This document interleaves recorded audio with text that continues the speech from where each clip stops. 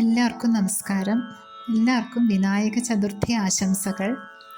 ഇന്നൊരു അപൂർവ രാഗമായ ഗണപതി എന്ന രാഗത്തിലുള്ള ഒരു ഗണപതി കീർത്തനാണ് പാടുന്നത്.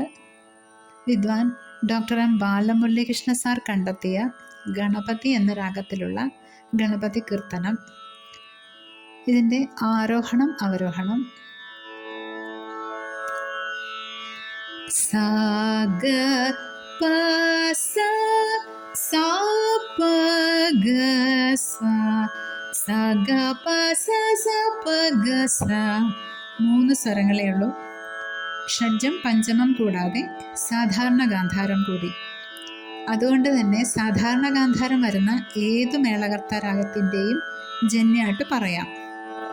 ആദ്യ താളത്തിലാണ് ചിട്ടപ്പെടുത്തിയിരിക്കുന്നത്. പല്ലവി അനുപല്ലവി, ചരണം മധ്യമകാല സാഹിത്യത്തിലാണ്. ഒരു ചെറിയ കീർത്തനം. ഗം ഗണപതിം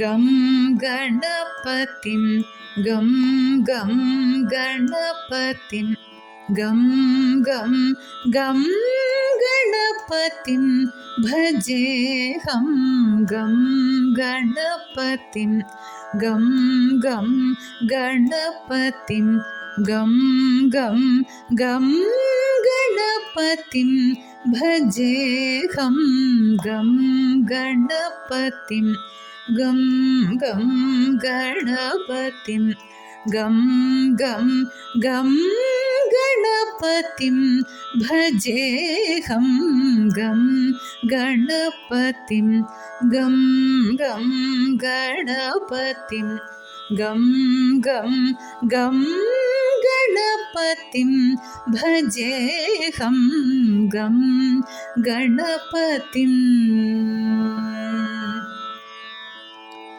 ഗംഗാപതി സുതം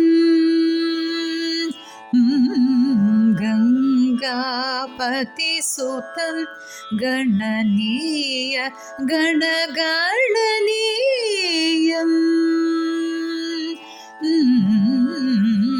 ഗംഗാപതി സുതം ഗണനീയ ഗണഗണനീയം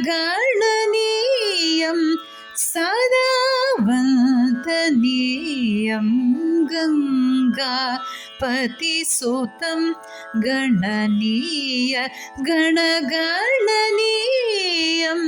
സദാ വന്ദനീയം ഗം ഗണപതിം ഗം ഗം ഗണപതിം ഗം ഗം ഗം ഗണപതിം ഭജേഹം ഗം ഗണപതിം.